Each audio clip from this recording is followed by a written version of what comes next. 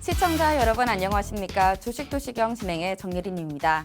네, 오늘도 저와 함께 재미있는 주식 이야기 나눠볼 텐데요. 주가는 결과일 뿐이다라는 말이 있습니다. 그런데 이 결과 어떠한 힘으로 만들어졌는지 캔들 하나만 보더라도 알 수 있다고 하는데요. 그래서 오늘 이 수익의 날개를 달아주실 한영석 대표님과 함께 재미있는 캔들 이야기도 나눠보도록 하고요. 또 투자를 할 때 우리가 알아야 할 체크 포인트들에 대해서도 짚어보도록 하겠습니다. 그러면 저희가 대표님 모셔보기 전에 저와 함께 오늘의 시장 체크해보도록 하시죠. 먼저 오늘 시장 알아보도록 하겠습니다. 어제 5% 넘게 급등했던 그 피로감이 오늘은 차익 매물로 나타나서 이 양지수가 하락 마감했습니다. 이 코스피 지수 같은 경우에는 전일 대비 5.8% 하락한 8,410선에서 하락을 했고요. 그리고 또 코스닥은 4% 하락한 851선에서 장을 마무리 지었습니다. 네, 이렇게 마이크론 그런 어닝 서프라이즈가 있긴 있었지만요. 반도체 기대는 있지만 미국의 5월 PC 지수가 아무래도 나타나다 보니까 인플레이션 우려가 생겼고 투자의 심리가 위축되는 것을 볼 수 있었습니다. 그 부분도 우리가 조금 이따가 나눠보도록 하고요. 우선 수급도 체크해 보도록 하시죠. 수급 보시면요. 우리 안방을 지키는 개인 투자자들 8조가 넘어가게 매수 포지션을 취했지만 외국인과 기관은 각각 4조가 넘고 3조가 넘어가는 물량을 덜어내는 모습 체크했습니다. 그리고 코스닥 시장에서는 반대로 개인이 담아냈었고 외국인과 기관이 각각 3,510억 원, 3,084억 원을 매도 포지션 취했습니다. 여기서 특히 유가 증권 시장에서 외국인이 지금 6거래일 연속 팔자세를 외치고 있는데 결론적으로 우리가 이 외국인 언제까지 또 팔아낼지 다시 언제 또 들어올지 그 부분은 좀 더 계속 지켜봐야겠습니다. 그렇지만 우리 시장에서 우리가 좀 집중해 볼 키워드는 바로 쏠림 현상이라고 생각을 합니다. 이 반도체 투톱 그 안에서도 SK하이닉스를 중심으로 수급이 몰리고 있다 보니까 업종별 차별화가 더 심해지고 있는데요. 그렇지만 이 지수에 또 영향을 주는 또 다른 종목이 하나 있다고 합니다. 바로 삼성전기인데요. 이 삼성전기 10-100어도 아니고 이제는 52주 최저가와 최고가를 비교했을 때 20-100어의 주인공이라고 표현을 해볼 수가 있겠네요. 삼성전자 대체 어떤 기업일까요? 세 가지 부문들이 있습니다. 먼저 MLCC, FCBGA 그리고 카메라 모듈까지 이 세 가지가 있는데요. MLCC 요즘 굉장히 핫한 테마 아닌가요? 네, 맞습니다. MLCC 대장주 삼성전기인데 그렇다면 MLCC는 대체 뭘까요? 적층 세라믹 콘덴서라고 하죠. 한마디로 말해서 전기를 모아두고 있다가 안정적으로 공급하는 게 바로 이 MLCC라고 하는 건데요. 참고로 이 휴대폰 안에는 수백 개, 그리고 자동차와 또 AI 데이터 센터에는 수천 개, 수만 개가 들어간다고 합니다. 특히나 요즘 AI 전용, 이 서버용 이 MLCC가 수요가 굉장히 많다고 하는데요. 심지어 일반용보다 AI용이 3배에서 5배 정도 더 비싸다고 합니다. 그 뜻은 한마디로 말해서 실적 기대감이 더 증폭되는 그런 상승 재료로 작용될 수 있다라는 거겠죠. 그렇다면 아까 봤던 것 중에서 FCBGA는 대체 뭘까요? 네, 이는요 바로 고급 반도체 칩과 그리고 메인보드를 연결해주는 기판입니다. 이 FCBGA가 어떻게 보면 고급 기판이라고 볼 수 있겠죠. 그렇다면 이 FCBGA 이 또한 수요가 굉장히 많이 나오고 있고 공급이 지금 부족한 상태인데요. 특히 원재료 중에서 T글래스랑 CCL이 지금 심한 공급 병목 상태라고 합니다. 그럴수록 지금 삼성전기는 공급자 우위 구조를 형성할 수밖에 없겠죠. 또 이 말고도 하나 더 있었죠. 바로 카메라 모듈이었습니다. 이 카메라 모듈은 원래는 스마트폰 안에서 많이 쓰였었죠. 근데 지금은 그뿐만이 아닙니다. 이 전기차 그리고 자율주행 이런 시장들이 더 커지다 보니까 유럽 완성차 업계까지도 그 공급의 영역을 넓혀 나갔다라는 그런 호재들도 보여줄 수 있겠습니다. 그럼 이런 세 가지 부문들 봤는데 그래서 삼성전기는 미래에는 다른 먹거리는 없는 걸까요? 있습니다. 또 두 가지 제가 한번 가지고 와봤습니다. 첫 번째로는 이 전장형 프리미엄 카메라, 아까 제가 카메라 모듈 말씀드렸었죠. 이 카메라 모듈 아까 말씀드렸는데 스마트폰 말고도 전기차 자율주행 들어간다라고 말씀을 드렸었고, 그뿐만이 아니라 로봇 안에도 들어간다라는 겁니다. 요즘 아틀라스, 옵티머스 이런 휴머노이드 로봇 굉장히 핫하죠. 그 로봇에도 이 카메라 모듈이 들어가다 보니까 당연히 삼성전기가 상승 흐름을 잡을 수밖에 없는 상승 모멘텀이 될 수밖에 없을 것 같고요. 또 실리콘 컵패서터 이 독점입니다. 이 실리콘 컵패서터 같은 경우에는 양산을 본격적으로 시작하면서 AI 서버의 전력 안정 솔루션에 독점 지위를 굳혔습니다. 한마디로 말해서 투자 부담은 적은 데다가 수익성은 최고라고 합니다. 그러니까 당연하게도 이쁨도 당연히 실적에 대한 기대감이 커질 수밖에 없겠죠. 그렇다면 여기서 조금 질문이 하나 생겨요. 삼성전기 국내에서 MLCC 1위 기업. 네, 알겠습니다. 그렇다면 글로벌적으로 체크해 볼까요? 글로벌적으로 봤을 때는 1위는 무라타입니다.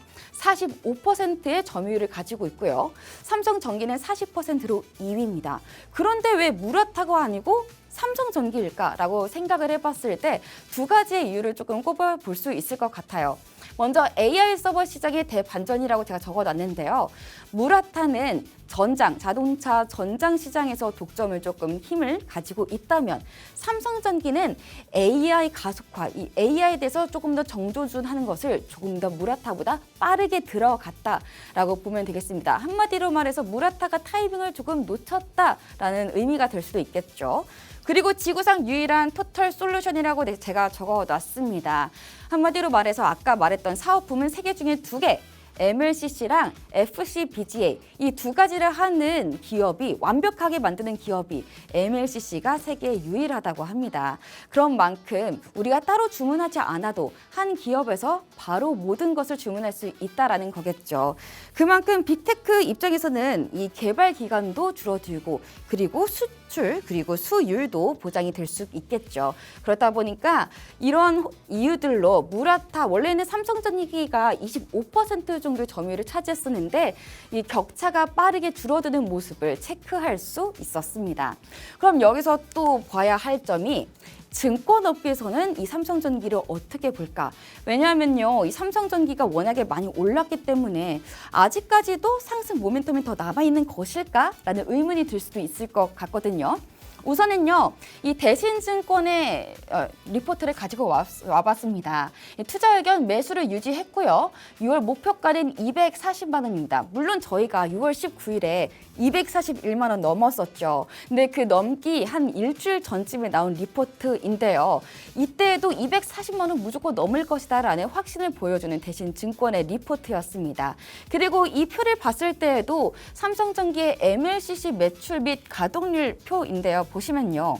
24년 하반기부터 쭉 올라갔습니다. 혹시 작년 하반기 기억하시나요? 원래 9월, 10월에는 좀 투자자들의 심리가 좀 약해지는 편인데 그럼에도 불구하고 MLCC 테마주가 그때 굉장히 강했었던 게 아직도 제가 기억을 하고 있는데요. 그만큼 그 하반기 때부터 지금까지 그리고 또 올해 초부터 정말 급등하는 모습을 보여줬던 이 MLCC 테마다 보니까 MLCC를 갖고 있는 삼성전기가 당연하게도 경쟁력을 가질 수밖에 없겠죠. 그리고 대신증권이 가지고 온 이 4가지의 근거들도 조금 체크해보면 좋을 것 같습니다. 우선 FCBGA 투자 확대라고 제가 적어놨는데요. 투자 및 규모가 가시화될 예정이죠. 7월 중반에요. 그래서 그때 이 시장에서는 이 FCBGA에 대한 매출이 오를 것이고 그로 인해서 공장은 풀가동할 것이다 라는 전망을 내놓기도 했습니다. 또 MLCC 가격 인상입니다. 이 무라타 기업 아까 제가 말씀드렸던 세계에서 1위의 점유율 1위 무라타 기업이 MLCC 가격 인상을 할까 말까 그 카드를 만지작거리고 있는데요. 만약에 무라타가 MLCC의 가격을 인상하게 된다면 삼성전기는 그야말로 MLCC 야호라고 외칠 정도로 이 MLCC의 수혜를 받을 수 있는 것으로 보여집니다. 또 그 말고도 실리콘 커패시터의 추가 고객 확보도 있고요. 또 로봇 사업 확대도 제가 아까 말씀드렸었죠. 카메라 모듈. 한마디로 말해서 로봇의 수요가 많아지고 로봇을 많이 만들면 만들수록 MLCC 그리고 기판이 많이 필요할 수밖에 없고 탑재량이 늘 수밖에 없기 때문에 그에 대한 수요가 늘 것이다. 그 뜻은 공급이 더 적어지고 공급자는 더 우위가 되고 그러면 가격 결정권을 가지고 올 수도 있겠다라는 의미로 보여질 수도 있겠습니다. 이런 네 가지의 체크 포인트들로 이 증권사에서도 삼성전기를 굉장히 좋게 또 상향할 것이다, 성장할 것이다라고 보고 있는데요. 이런 종목들 말고도 오늘의 시장과 더불어서 캔들 다양한 이야기들 잠시 후에 한윤석 대표님과 나눠야 봐야겠죠. 그렇다면 대표님 모셔보기 전에 제가 하나 말씀드릴 게 있습니다. 하단에 혹시 자막 보이시나요? 이 자막을 토대로 오늘 이 무료 커뮤니티 방에 들어오실 수 있습니다. 밤 9시에 진행되는 이 커뮤니티 방 무료로 입장이 가능하다는 건데요. 단 이 하단의 자막을 보시고 적극적으로 참여해 주신 분들만 참여가 가능하다는 점 알려드립니다. 참고로 이 밤 9시에 진행되는 커뮤니티 방 안에서는요. 한윤석 대표님께서 직접 이 다음 장에서 바로 활용할 수 있는 실전 매매 전략에 대해서 설명해 주신다고 합니다. 그 전략 알고 싶으신 분들은 하단 자막 잘 활용하셨으면 좋겠고요. 그럼 대표님 모셔보기 전에 여러분들이 이 커뮤니티 방 잘 들어오실 수 있도록 큰 화면 보고 넘어가 보도록 하겠습니다.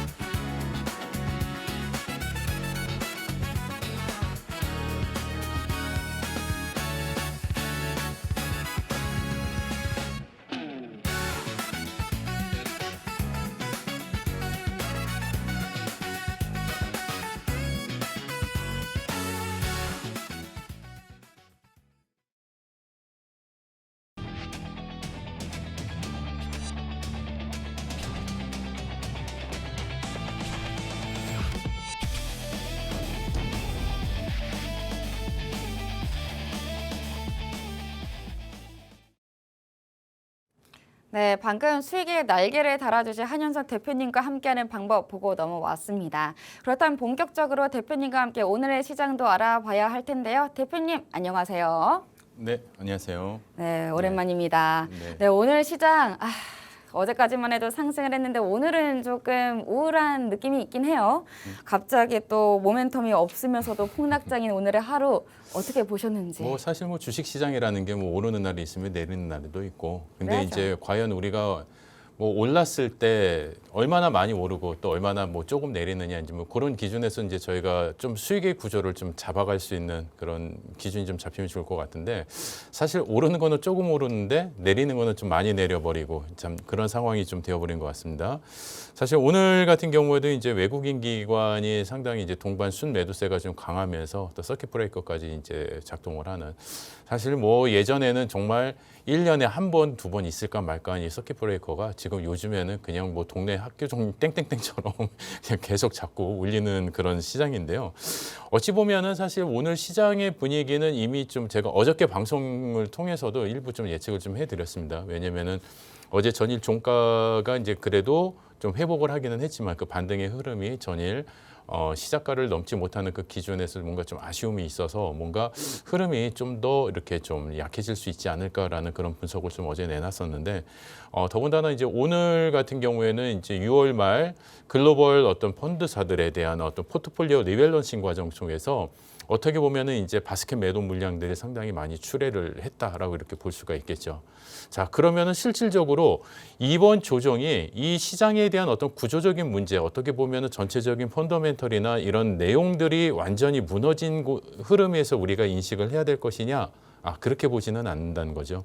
왜냐면은 굳건하게 지키고 있는 저희 이제 우리 시장의 대장주 또 반도체 업종의 SK하이닉스, 삼성전자의 이 수급의 흐름 그리고 펀더멘털의 흐름은 아직까지 유효합니다. 그리고 앞으로 전체 시장을 이끌어 나갈 수 있는 그 기초적인 어떤 에너지는 아직까지는 강력하고 견고하기 때문에 일시적으로 어떤 구조적인 포트폴리오 리밸런싱 과정에서의 바스켓 물량에 따른 이런 시장의 하락이라고 한다면 어떻게 보면 오늘 지금 이제 애프터마켓에서는 사실 꼬리를 달고 되돌리는 흐름의 기준이라고 보시면 될 것 같아요. 자, 그래서 전체적으로 우리가 차트의 흐름까지 놓고 보시면은 20MA 흐름의 기준에서 그래도 잘 따라 움직이고 있습니다. 그렇기 때문에 물론 이제 전 고점에서 이렇게 하방으로 내려 흐르는 이 압력도 물론 존재하기는 하지만 또 바닥에서 이렇게 또 끌고 올라가는 이 힘도 존재하기 때문에 사실 다음 주 월요일은 상당히 보합의 기준에서 아마 주가가 방향성을 결정을 할 수 있을 것 같습니다. 자, 그렇기 때문에 오늘 그래도 긴 음봉 이후에 그래도 아랫꼬리를 되돌리면서 사실 이제 여러분들한테 제가 항상 말씀드렸던 게 뭐냐면은 주가는 항상 종가를 여러분들이 꼭 잘 보셔야 된다 이런 말씀을 드렸거든요. 왜냐면은 주가가 아무리 고점까지 높이 상승을 했다 하더라도 그 고점을 지키지 못하면 그 힘은 상당히 우리가 인정하기는 좀 어려운 그런 기준이지만 이렇게 급한 하락을 한 이후에 주가가 되돌리면서 저점을 다시 이렇게 끌어올리는 구조라고 한다면은 충분히 다음 시장의 반등의 흐름을 또 기대해 볼 수 있는 그런 구조이다 이렇게 볼 수 있어요.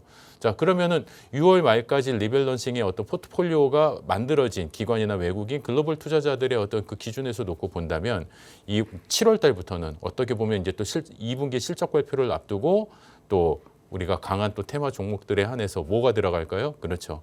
우리가 주가, 목표 주가의 어떤 그 흐름들이 좀 더 견고하게 만들어지면서 또 실적 발표를 앞두고 나서 또 거기에 기대감이 또 같이 편승된 또 주가의 또 선방향이 또 되어지는 그런 또 흐름이 연출이 될 수가 있다라고 또 판단할 수 있을 것 같습니다. 자, 그렇기 때문에 여러분들이 오늘 시장 너무 이렇게 힘들게 보시지만 않으셔도 될 것 같고요. 다음 주의 흐름의 기준에서는 좀 더 여러분들이 좀 긍정적인 흐름에서 시장의 수급이 조금만 더 개선이 되고 외국인의 수급이 조금만 더 같이 안정적으로 들어온다면은 충분히 뻗어나갈 수 있는 그런 시장이라고 볼 것 같습니다. 하지만 이제 반면에 사실 이제 코스닥 시장은 조금 불안하죠. 어저께도 이제 제가 말씀드렸던 게 이 전저점 이탈 이후의 흐름이 사실 좀 좋지 않을 것 같다라고 말씀을 드렸는데 역시나 오늘 전저점 이탈을 또 강하게 하면서 사실 이 저점의 바닥을 또 추가적으로 또 저점을 더 낮춰가는 그런 흐름이 보였어요. 아무래도 전체 시장의 흐름이 이렇게 약하다 보니까는 개별 종목들, 특히 이제 성장주 중심으로 많이 편입되어 있는 코스닥 시장의 흐름이 아직까지는 그렇게 강한 흐름이 나타나지는 못하고 있습니다. 하지만은 수급의 개선들을 조금씩 우리가 기대해 보면서 아직까지는 우리가 전체 시장에서는 그래도 코스피의 어떤 반도체 중심의 이 산업군 섹터가 아직까지는 좀 견고하게 움직이고 있기 때문에 여러분들이 어떤 종목 선택의 기준에서도 전체 시장의 방향성과 흐름을 맞춰가는 그런 종목을 선택을 하신다면 아마 수익의 기준 그리고 여러분들이 좀 안정적으로 수익을 또 만들어 나가실 수 있는 그런 기준점이 만들어지지 않을까 그렇게 생각을 하겠습니다. 네, 방금 한유서 대표님께서 시황 정리해 주셨는데 이 코스피 시장을 봐도 우선은 저희가 7월에 실적 발표들이 대기가 되고 있죠. 그런 실적들도 우리가 체크를 해봐야 하고 코스닥도 어제 말씀해 주신 시황처럼 예상대로 흘러가고 있는데 코스닥도 저희 대표님께서 시황 잘 봐주시니까 다음에도 계속 지켜봐 주시면 좋을 것 같습니다. 그럼 우리가 시황적인 부분들도 지금 지켜봤다면요. 이번에는 투자할 때 꼭 확인해야 하는 체크 포인트들에 대해서 조금 집중을 해볼까요? 합니다. 그 체크 포인트 대표님과 함께 이야기해 보시죠. 대표님. 네, 모든 투자자가 그렇겠지만 빨리빨리 수익을 내고 싶은 마음은 어쩔 수 없는 것 같더라고요. 그렇죠. 모든 투자자분들의 공통적 심리죠. 저도 그래요. 왜냐하면은 지금까지 수익을 많이 내고 계신 분들은 괜찮으시지만은 손실을 보고 계신 분들이라고 한다면 조급하죠. 그렇죠. 빨리 또 수익을 내고 싶고 또 빨리 수익을 내려고 하다 보면 또 급등하는 종목들에 또 눈이 이렇게 반짝반짝거리시게 되고. 맞아요. 네, 그래서 그런 오늘은 그 방금 말씀해주신 급등주에 대해서 조금 이야기를 나눠볼까 하는데요. 많은 투자자들이 급등주 앞에만 서면 원래 하던 것도 잘하던 분들도 이 매매 기준을 좀 잊어버리는 경우가 많더라고요. 그럴 때 스스로에게 할 수 있는 질문 뭐가 좀 있을까요? 사실 우리가 이제 급등주를 본다라는 거는 사실 그 어떤 나의 기대감을 이제 살펴본다라고 보시면 될 것 같아요. 그러니까 사실 이 급등하는 종목 앞에서는요, 저도 마찬가지입니다. 사실 이게 자기의 감정이 더 많이 쏠리게 돼요. 맞아요. 실질적으로 어떤 기준이 갖고 있어도 그 기준이 다 무너지게 되어 있습니다. 그래서 사실 여기서 보면은 급등주는 가격만 빠르게 오르는 게 아니라 뭐까지 빨라진다? 투자자들의 판단 속도까지 상당히 빨라지고 급하게 만드는 맞아요. 예, 그런 어떤 좀 보이지 않는 에너지가 있죠. 자, 그렇기 때문에 여러분들이 급등주 앞에서 이제 살펴봐야 될 그런 어떤 여러분들의 기준점들을 좀 이렇게 확인을 해보셔야 될 것 같은데, 왜냐하면은 제가 오늘 이 급등주에 관한 이야기를 여러분들하고 같이 이렇게 나누게 된 그런 어떤 이유가 뭐냐면, 사실 시장이 상당히 어떤 우리 대형주 종목 기준으로 했을 때 고점에서 너무 지금 저점으로 많이 떨어져 있어요. 맞아요. 뭐 예를 들면은 뭐 LG전자 같은 경우에 고점 대비 지금 거의 마이너스 50% 이상 예, 그렇죠. 지금 떨어져 있는 그런 어떤 과대 낙폭 구간의 그런 어떤 우량한 종목들이 너무 많단 말이죠. 네. 자, 그럼 이런 종목들이 어떻게 될까요? 이제 시장의 어떤 반등의 흐름이 이제 생기고 또 실적 발표를 앞두고 또 시장의 기대감이 상당히 높아지면 또 어떤 급등의 흐름이 나올지 모른다라는 거예요. 그렇죠. 그러면 그런 급등의 흐름 앞에서 여러분들이 갖고 가셔야 될 기본적인 어떤 전략, 흔들리지 않은 전략, 그렇죠. 우리가 뭐 잠을 잘 때도 흔들리지 않으면 되게 숙면을 취한다고 그러잖아요. 에이스. 네, 그러니까는 여러분들이 이 흔들리지 않는 기준을 가지고 계시면은요, 여러분들도 편안한 수익을 만들어 가실 수 있는 거거든요. 그렇기 때문에 여러분들은 이 시장에서 얼마가 올랐느냐, 뭔가 주가가 막 이렇게 탄력을 받고 올라갈 때 얼마가 올랐느냐 이런 부분에 너무 집중하실 필요는 없으시고, 과연 이렇게 상승하는 이 시장의 종목이 과연 이 시장이 인정해주고 있는 구조인지 그런 부분들을 여러분들이 좀 잘 살펴보시면 좋을 것 같습니다. 네. 네. 저희가 사실은 이게 급등하는 종목이다 보니까 급등주를 찾는 사람들의 특징이죠. 네. 아, 나 이거 빨리 지금 손실난 거 채워야 되는데 이런 마음이다 보니까 더욱더 속도가 빨라진다라고 그렇죠. 좀 정리를 해주셨는데, 사실 이런 급등주에 관심이 가는 이유도 어떻게 보면 욕심 때문이다라는 이야기가 많습니다. 근데 대표님께서는 이 욕심보다도 시장에서 훨씬 더 위험하게 작용하는 투자자의 심리가 있다고 하더라고요. 그러니까 사실 저희가 이제 가장 위험한 거는 네. 야, 욕심은 누구에게나 다 있죠. 욕심 없는 사람이 없습니까? 어디 있어요? 다 특히 있죠. 이제 주식 투자를 하시는 분들이 욕심이 없다면 어떻게 수익을 내겠습니까? 네. 자, 그런데 욕심보다 더 중요하고 욕심보다 더 무서운 게 뭐냐면요, 조급함입니다.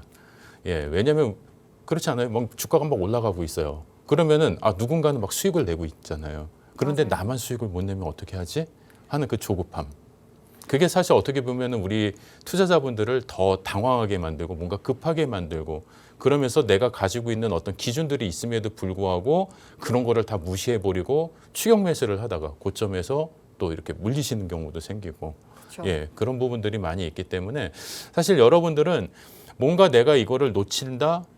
그럼 뭐 괜찮습니다. 시장의 종목이 한두 개입니까? 그거 하나 놓치면 어때요? 그래요. 그렇죠. 그러니까 여러분들이 쿨하게 그냥 보내주시고, 정말 내가 이렇게 살려고 딱 이렇게 매수 주문을 냈는데 얘가 체결이 안 되는 경우가 있어요. 주가가 막 이렇게 올라가요. 네. 그럼 어때요? 또 고점에서라도 어떻게 해서든지 막 살려고. 끼고 싶죠. 예, 같이 뭔가 내가 참여를 못하면은 뭔가 소외받는 것 같고. 맞아요. 그렇죠. 그렇기 때문에 전혀 그렇게 생각하실 필요가 없다라는 거죠. 이제 저희가 그거를 심리학적인 용어로 이제 포모 현상이라고 이제 얘기를 하는데, 사실 여러분들이 그런 어떤 조급함 속에서 어떤 매매가 나오냐면은 뇌동 매매를 하시게 되는 거예요. 맞아요, 맞아요. 예, 그 뇌동 매매라는 거는 고점이 막 올라갔을 때 나만 여기서 못 사면 어떻게 하지 하는 그 심리 때문에, 조급함 때문에 추격 매수를 하시게 되고, 그리고 주가가 막 떨어질 때는 어때요? 너무나 공포스럽기 때문에 빠져야 되는 지금이라도. 내가 지금이라도 빨리 빠져나가야 되나 하는 그 공포감 때문에 저점에서 그냥 막 투매를 하시면서 나오시는 그런 뇌동매매를 하시게 된다라는 거죠. 그래서 여러분들이 가장 컨트롤을 잘 하셔야 될 거는 뭐냐면, 시장 앞에서 내가 이런 어떤 흔들림 없는 매매를 할 수 있어야 된다라는 거. 자, 그러기 위해서는 뭐가 있어야 된다? 매매에 대한 정확한 기준점. 어떤 부분에서 어떻게 우리가 매매를 했을 때 효과적인 매매, 또 안정적인 매매를 할 수 있는지 그 기준점을 여러분들이 알아가셔야 된다라는 거고, 그 기준점에 대해서 제가 여러분들한테 계속 교육을 해드리고 이렇게 안내를 드리고 있기 때문에 방송 잘 따라오시고, 그다음에 방송 또 끝나고 난 다음에는 저희 또 커뮤니티 방을 통해서 제가 여러분들한테 기준점 교육을 또 계속 해드리고 있습니다. 그래서 추가적인 기준점 교육도 받으시고 영상 교육도 받으시고 하시면 여러분들 매매가 조금 더 안정적으로 이렇게 잡히시지 않을까 이렇게 생각이 들어요. 네, 네, 대표님께서 방금 말씀해 주신 것처럼 이 한국인들 특징이죠. 유행에 따라가고 싶은 마음이 언제나 있습니다. 그래서 남들이 잘 벌면 나도 같이 잘 벌고 싶고, 남들이 피할 때는 나도 잘 피하고 싶고, 이런 마음이 존재하죠. 한편으로는 방금 말씀해 주신 것처럼 포모 현상 때문에 나타나는 조급함 때문이다. 그래서 그 조급함을 조금 줄이기 위해서는 안정적인 자신만의 기준이 필요한데, 그 기준 만들기 위해서는 또 커뮤니티 방에 들어오시면 만들 수 있다고도 말씀해 주셨습니다. 그렇다면 이 급등주 이야기를 하고 있는데 급등, 한마디로 말해서 큰 불기둥이 보이기는 합니다만 어떤 거는 건강한 불기둥, 또 어떤 거는 조심해야 되는 불기둥 좀 나뉜다고 하더라고요. 어떤 걸 우리가 좀 따라가야 되고 어떤 걸 좀 피해야 될까요? 사실 이제 여러분들이 급등하는 종목들 중에서도 이제 여러 가지 기준점들이 있죠. 제가 이제 그 기준점을 이제 몇 가지를 딱 이렇게 구분을 해 드릴 텐데요. 일단 첫 번째 보시면은 이제 건강한 급등을 위해서는 전제 조건이 하나 있습니다. 거래 대금이 돌파 구간에 집중이 돼야 되는 겁니다. 이 돌파 구간이라는 건 뭐냐면은 네. 우리가 주가가 이렇게 이제 막 상향 이렇게 고점으로 갔다가 밑으로 내려갔다 하는 과정에서 우리가 전고점을 이렇게 돌파하는 기준들이 있어요. 그래서 이 전고점을 돌파하는 기준에 거래 대금이 이렇게 많이 형성이 된다라고 한다면 결국 이 힘은 그 자리를 뚫고 올라갈 수가 있겠죠. 네. 그러니까 이렇게 생각하시면 되는 겁니다. 거래 대금은 어떻게 보면은 돈입니다. 수급의 어떤 기준에서 놓고 보면 시장에 들어오는 돈이거든요. 이 돈은 여러분들은 뭐하고 똑같이 비유를 하시면 되냐면은 우리가 화력에 필요한 뭐 석탄이나 장작 같은 에너지 자원이라고 보시면 돼요. 연료. 예, 그럼 연료가 많이 있다라는 거는 결국 뭐예요? 상당히 더 강하게 뽑아 올라갈 수 있는 그 강한 에너지가 있다라는 거죠. 네. 자, 그렇기 때문에 이 돌파 구간에 진입을 했을 때 거래 대금이 강하게 수급이 몰려든다라고 한다면은 실질적으로 이 돌파의 기준은 건강한 돌파가 될 수가 있다라는 거죠. 그런데 반대로 고점으로 주가는 계속 향해서 올라가는데 거래 대금이 별로 들어오지 않는다. 그냥 누군가가 그냥 끌어올리기만 하는 그런 어떤 형식적인 그런 상승의 모습이 나타난다 한다면 그건 상당히 좀 위험할 수가 있죠. 그러니까 음식으로 말씀드리면은 영양가 없는 인스턴트 같은. 네, 그렇기 때문에 그런 부분들을 여러분들이 좀 조심을 하셔야 되고요. 그 다음에 이제 주요 어떤 눌림목 구간에서의 이 거래 대금을 보시면 눌림목 구간이라는 거는 결국 이제 무엇을 의미하는 거냐면은 주가가 상승을 하다가 실질적으로 주가가 어느 정도 약간 조정을 받는 거죠. 그러니까 예를 들면 주가가 이렇게 상승을 이렇게 하다가 살짝 이렇게 눌림을 받는 이런 구조란 말이에요. 자, 그런데 주가가 이렇게 눌린다라는 건 살짝 하락을 하는 기준인데 이 하락을 하는 기준에서 거래 대금이 막 이렇게 많이 쏠린다. 이게 무슨 의미가 될까요? 그만큼 이탈하는 흐름이 많아진다라는 거죠. 그러면은 만약에 이런 과정에서 내가 물량을 가지고 있다. 내가 어떤 종목을 내가 보유하고 있다라고 한다면 어떻게 해야 될까요? 빠져나가야 되겠죠. 그쵸. 그런데 주가가 어느 정도 조정을 받는데 거래 대금이 거의 없어요. 그 얘기는 뭘까요? 그만큼 이탈하는 물량이 많다. 없다라고 보는 거예요. 네. 그러면은 실질적으로 주가가 조정을 받고는 있지만은 이 주가는 어느 정도 가격 반발력이 다시 생겨날 수 있다라는 거죠. 이렇게 우상향의 흐름으로. 그래서 이런 흐름의 기준에서 여러분들이 좀 지켜보시고 또 대부분 거래 대금이 많이 쏠려 있는 이런 종목군 같은 경우에는 장중에 꼬리가 생길까요? 안 생길까요? 생기지 않을까요? 꼬리가 생기면은 큰일 나는 겁니다. 그래요? 왜 그러냐면은 꼬리가 생긴다는 거는 주가가 고점을 지키지 못하고 밀렸다라는 얘기거든요. 자, 그러면은 주가가 여기까지 이만큼 슈팅이 나왔다가 이만큼 꼬리가 나와서 내려왔어요. 그래서 여기서 이렇게 캔들이 만들어졌습니다. 자, 꼬리가 만들어졌다라는 거는 그 가격을 지지하지 못했다라는 거예요. 그런데 여기에서 오히려 이 가격이 유지가 되고 꼬리가 달리지 않고 몸통이 이렇게 탄탄하게 고점에서 이 종가가 형성이 된다라고 한다면 상당히 좋은 흐름으로 여러분들이 보시면 되겠죠. 자, 그래서 여러분들이 우리가 소위 말하는 상한가 따라잡기 이런 얘기 들어보신 적 있으시죠? 네. 자, 상한가 같은 경우에는 위에 꼬리가 있어요, 없어요? 없죠. 없죠. 그냥 거기 완전 최저 종가에서 끝나죠. 그렇기 때문에 그 종가의 힘이 다음 거래일의 어떤 수급의 에너지까지 연결을 받을 수 있기 때문에 뭐 또 이제 상한가만 이렇게 또 쫓아서 들어가시는 분들도 계시긴 하는데 사실 이제 그런 부분은 조금 여러분들께서 좀 주의하셔야 될, 예, 좀 안정적으로 하셔야 될 그런 부분들이 있습니다. 하지만 여러분들이 또 반드시 또 체크하셔야 되는 게 뭐냐면 급등하는 종목이 이게 만약에 어떤 뉴스에 의해서만 순간적으로 막 이렇게 빵 뛰는 종목들이 있어요. 맞아요. 예. 그러면은 이것도 여러분들이 한번 또 체크를 해보셔야 돼요. 왜냐면은 실적 기반 베이스가 아니라 뉴스에 움직이는 종목들 같은 경우에는 강하게 슈팅이 나온 이후에 강하게 또 식어버리는 그러면서 고점에 나 여기 있어요 이렇게 외치시는 분들이 많아지는 그런 경우가 생기겠죠.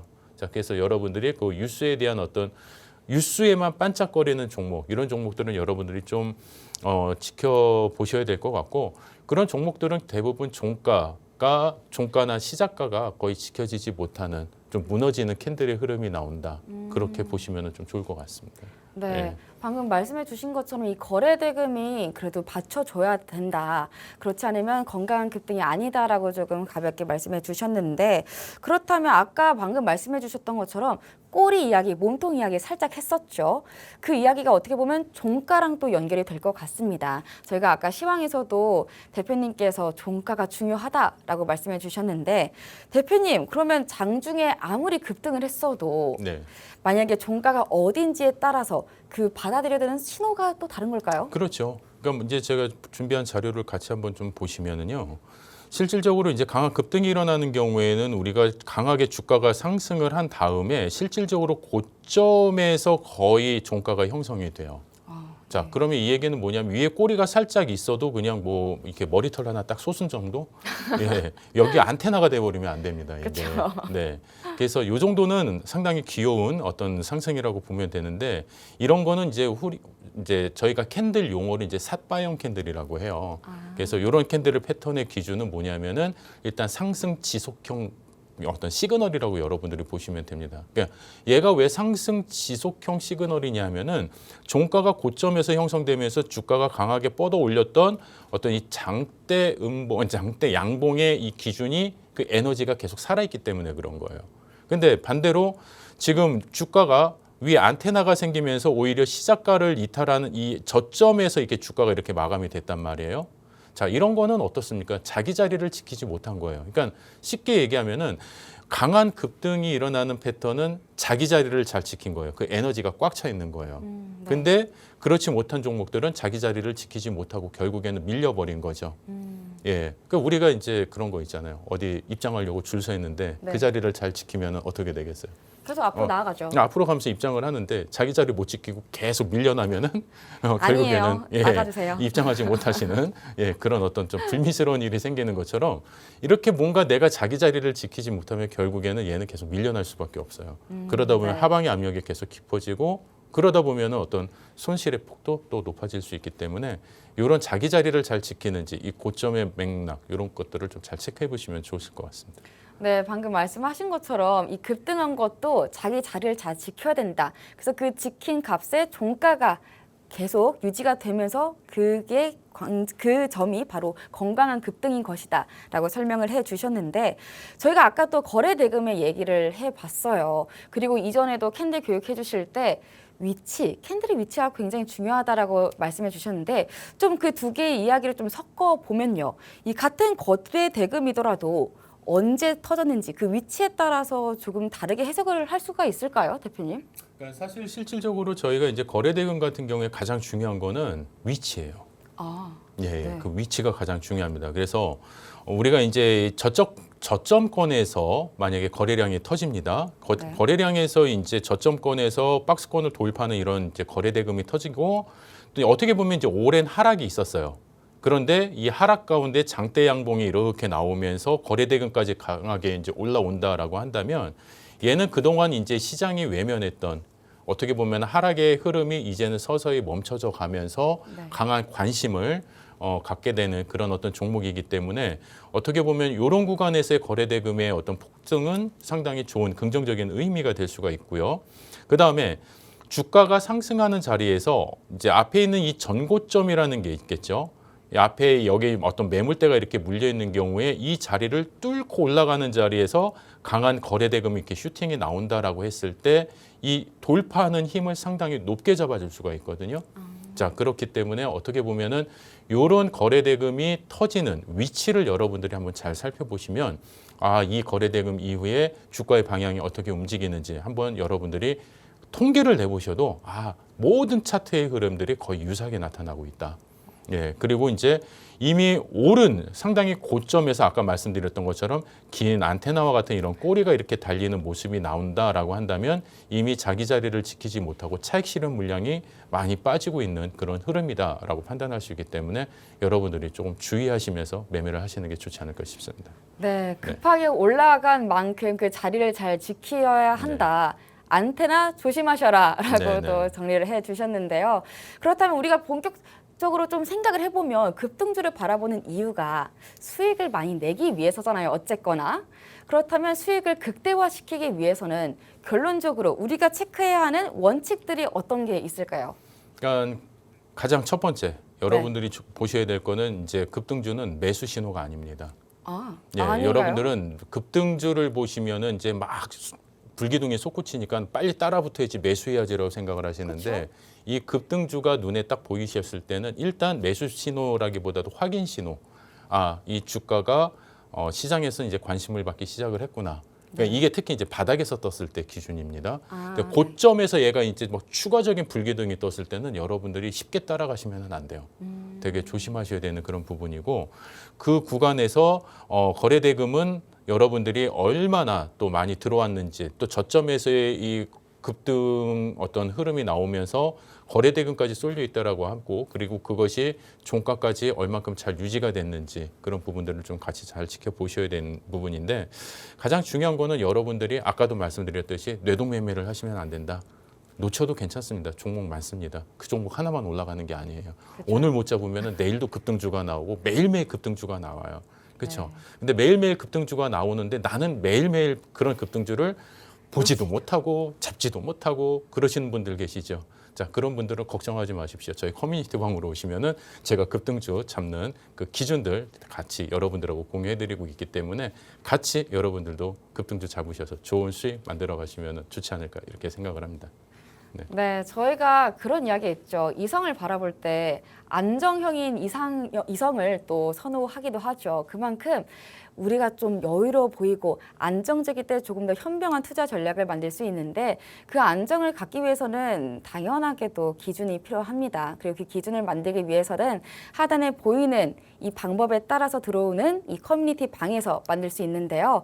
밤 9시에 진행됩니다. 밤 9시에 진행되는 이 커뮤니티 방 안에서는요, 한효석 대표님께서 직접 다음 장에서 바로 활용할 수 있는 그런 투자 전략을 설명해 주십니다. 그뿐만 아니라 여러분들이 궁금해하는 점들도 올려주시면 다 알려주신다고 하니까요. 하단 자막 적극적으로 참여해 주시길 바라면서 또 대표님 캔디 교육 받아보기 전에 저희가 큰 화면으로 보고 넘어가 보도록 하겠습니다.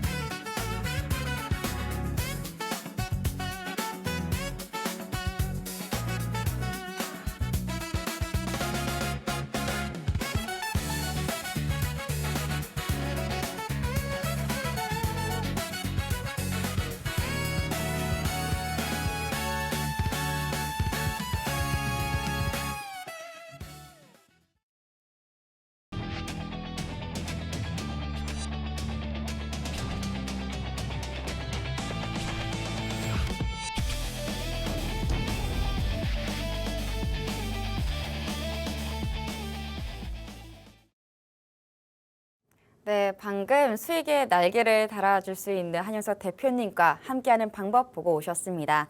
그럼 지금부터는 주식교육의 일타 강사 한윤석 대표님과 함께 차트가 알려주는 힌트에 대해서 조금 배워볼까 합니다. 한윤석 대표님, 네. 오늘은 저희가 차트에서 어떤 힌트를 좀 얻을 수 있을까요? 그러니까 방금 전에 이제 제가 여러분들한테 이제 거래 대금이 어떻게 형성이 되느냐에 따라서 주가의 움직임이 어떻게 또 바뀔 수 있는지 그 내용을 잠깐 알려드렸는데, 사실 이 급등주 패턴에서 가장 많이 나타나는 어떤 추세에 대한 방향성들을 여러분들이 좀 같이 익혀 놓으신다고 한다면은 좀 더 그 흐름을 또 쉽게 판단을 하실 수 있지 않을까 싶습니다. 일단 가장 중요한 건 뭐냐면은요, 저희가 지지선과 저항선이라는 게 있어요. 그러니까 우리가 이제 저항선이라는 것은 주가가 어떤 일정 부분에 이렇게 항상 반복되는 가격대에서 막히고 더 이상 주가가 뻗어나가지 못하는 이런 흐름들이 있다라는 거죠. 그러니까 실질적으로 우리가 박스권 장세에서 이렇게 고점에서의 주가의 어떤 방향이 딱 이렇게 막힐 때, 그때 여러분들의 이제 거래량이나 거래 대금의 흐름의 기준을 보시면은 사실 그 흐름 자체가 강하게 솟구쳤다가 이렇게 약간 좀 이렇게 떨어지는 그런 흐름들이 만들어지는 경우가 많아요.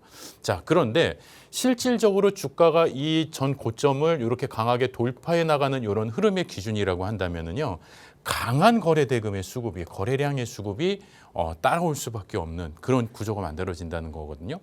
그러면은 여러분들이 이 저항선을 강하게 돌파하는 기준에서의 이 거래 대금, 이런 어떤 그 흐름이 만들어진다라고 했을 때 가장 많이 나타나는 급등 패턴의 흐름이 여기에서 가장 많이 나타난다라는 겁니다. 그러니까 실질적으로 여러분들이 전 고점을 돌파를 하거나 아니면은 실질적으로 전 저점에서 또 이렇게 어떤 지지를 받으면서 강하게 주가가 돌파를 하는 구간에서 여기에 또 다른 어떤 거래 대금이 같이 형성이 된다라고 한다면 주가의 방향성을 쉽게 또 여러분들이 찾아볼 수가 있는 그런 구조가 돼요.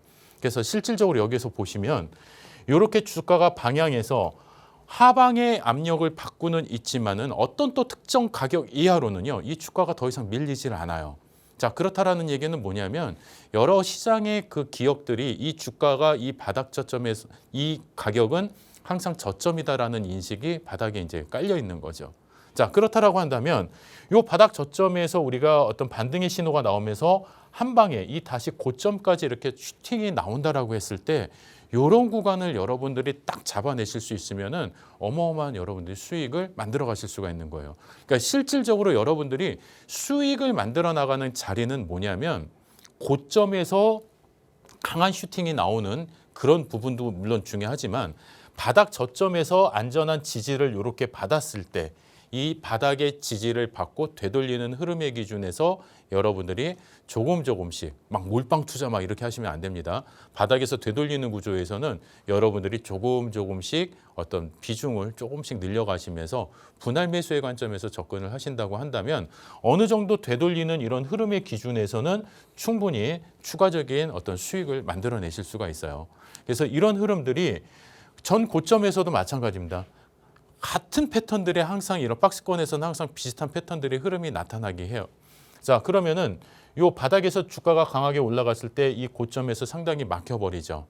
자, 그러면 여기서 다시 또 하락을 한다라고 했을 때 여기서 또 한 번 지지가 만들어져요.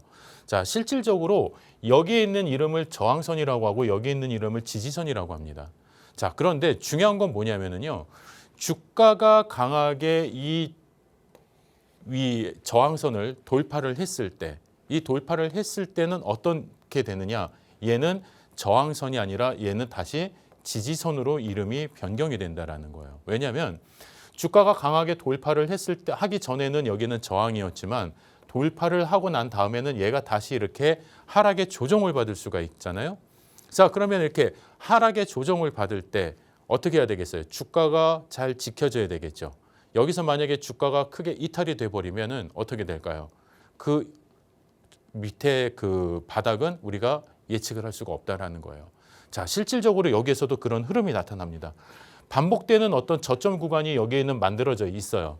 자, 그렇지만은 이 만들어져 있는 어떤 저점 구간에서 얘가 추세가 이탈이 되는 이런 흐름들이 만들어져요.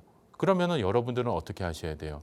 아, 설령 내가 여기서 바닥 저점에서 어느 정도 반등이 나오겠지. 또 사실 여기서 살짝 반등을 주는 그런 어떤 또 캔들의 패턴이 살짝 또 보여주기도 해요. 자, 그렇지만 얘가 그 자기 자리를 지키지 못하고 저점으로 주가가 계속 밀려 내려간다. 그러면은 여러분들은 바로 내가 신규 편입을 했다 하더라도 일단 빠져나오시는 그런 손절의 어떤 그 기준을 갖고 들어가셔야 되는 거예요. 사실 여러분들이 매매를 하실 때는요, 여러 가지 기준들이 있겠지만은 크게 세 가지의 어떤 기준을 꼭 가지고 가셔야 됩니다. 그냥 무조건 매수를 하시는 게 아니에요. 그냥 누가 사라고 하니까는 사는 거고, 그냥 얼핏 보니까는 차트가 이뻐 보이고 막 이렇게 해서 막 사시는 게 아니라, 사실 그 수급의 기준점을 여러분들이 잘 놓고 어떤 기준에서 어떻게 내가 편입을 했을 때 조금 더 좋은 수익을 만들어낼 수 있는지, 그리고 내가 고점에서는 어떤 매도를 해야만 내가 수익을 안전하게 지켜나가고 보존할 수 있는지, 그런 부분들을 여러분들이 몇 가지 기준만 갖고 계시면 돼요. 그래서 그 기준을 제가 좀 다시 한번 말씀을 드리면은, 첫 번째는 저점의 이탈 구조가 이렇게 생겼을 때는 여러분들이 뭐가 있어야 돼요? 내가 어느 정도 가격까지 떨어지면은 나는 일단 이 나의 전략을 좀 이렇게 다시 좀 수정을 해야 되겠다라는 기준에서 이제 여러분들이 다시 이제 뭐 어떻게 보면은 새로운 전략을 이제 꾸미셔야 되겠죠. 그렇기 때문에 첫 번째는 뭐냐면은 여러분들이 일단 이제 매수가에 대한 부분들을 여러분들이 좀 가지고 가셔야 돼요. 그래서 내가 얼마 정도 가격에 들어가서 그 다음에는 이제 목표가가 들어가야 되겠죠. 그래서 얼마 정도의 목표가로 내가 얘를 우리가 이제 갈 것인지, 처음에 접근할 때부터 내가 목표하는 가격이 없어버리면 어떻게 돼요? 주가가 올라가도 그 가격에서 차익 실현을 못 하시는 거예요. 그렇기 때문에 매수가에서 목표가에 대한 부분들이 명확하게 또 설정이 되셔야 되는 거고, 그 다음에 손절가도 분명하게 여러분들이 같이 설정이 돼야 됩니다. 내가 첫 매수를 했을 때 1%, 2% 어느 정도 가격에서 주가가 다시 이렇게 빠져버리면 나는 분명히 오를 거라고 생각을 했는데, 얘가 어떤 그 추세의 흐름이 오히려 약세로 이렇게 전환이 된다라고 한다면은, 그래 내가 요 구간에서는 일단 내가 손실을 최소화해야 될 거야. 이렇게 여러분들이 기준을 잡으셔야 된다라는 거예요. 그래서 여러분들은 일단 매수를 하시고 난 다음에 목표가와 손절가를 그때 설정을 하신다라는 거. 그게 우선순위가 조금 또 어떻게 보면 백지장 한 장 같은 그런 차이기는 하지만은 여러분들의 매매 전략에 대한 기준에서는요, 어마어마한 큰 차이를 만들어냅니다. 자, 그렇기 때문에 여러분들이 가장 중요한 거는 매매를 하시기 전에, 매수를 하시기 전에는 반드시 목표가와 손절가의 기준을 반드시 꼭 놓고 가셔야 되는 거고요. 두 번째, 어느 정도 내가 이렇게 주가가 이렇게 바닥에서 되돌리는 과정에서 잘 편입을 했어요. 그런데 얘가 주가가 고점까지 이렇게 강하게 올라왔습니다. 자, 그러면은 내가 어느 기준에서 이제 얘를 매도를 해야 될 것인가? 자, 일반적으로 저희가 가장 매도를 많이 하는 부분이 주가가 이런 식으로 이제 막 이렇게 고점까지 왔습니다. 자, 그런데 얘가 이 전 고점에서 강하게 돌파하는 이런 구간들이 있었겠죠. 근데 이 돌파하는 구간을 얘가 다시 이렇게 이탈을 합니다. 그럼 이 이탈하는 구간에서는 여러분들이 비중을 축소를 하시거나 밑에서 갖고 오셨던 그 수익을 여러분들 것으로 전환을 하실 수 있는 그런 기준이 있으셔야 된다는 거예요.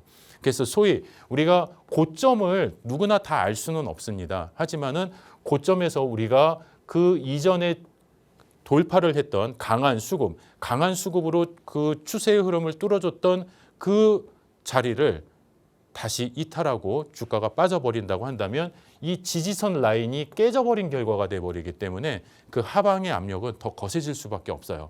자, 그렇기 때문에 이런 여러분들이 내가 가지고 있는 몇 가지 기준만 잘 우리가 매매에 적용만 하시더라도 수익을 온전하게 좀 지켜나가실 수가 있습니다. 자, 제가 여러분들한테 오늘 뭐 준비한 이야기는 사실 이 이야기보다도 너무나 더 많은데 사실 시간이 너무 부족해요. 그렇기 때문에 오늘 여러분들하고 이렇게 나눴던 이야기를 또 일요일 21시에 저희가 또 새로운 장이 시작하기 전에 여러분들하고 다음 장을 또 준비할 수 있는 또 라이브 교육 방송이 있습니다. 자, 라이브 교육 방송에 참여하실 수 있도록 저희가 같이 안내를 해드리고 있고, 제가 오늘 여러분들하고 같이 나눴던 이 자료 같이 여러분들도 받아보시면서 공부하실 수 있는 커뮤니티 방으로 마지막으로 안내해 드리도록 하겠습니다. 네, 방금 보이시는 것처럼 하단에 보이는 자막에 따라서 적극적으로 참여해주신 분들에게는 저희가 무료 커뮤니티 방에 입장해 할 수 있도록 도와드리고 있습니다. 이 실전 매매 전략 궁금하신 분들 들어오시면 되겠습니다. 그럼 저희는 다음 이 시간에 주식투시경을 통해서 만나 뵙도록 하겠습니다. 본 방송에서 제공한 정보는 투자 판단에 대한 참고 조언일 뿐 해당 종목에 대한 가치 또는 상승과 하락을 보장하지 않습니다. 그럼 오늘도 시청해주신 여러분 고맙습니다.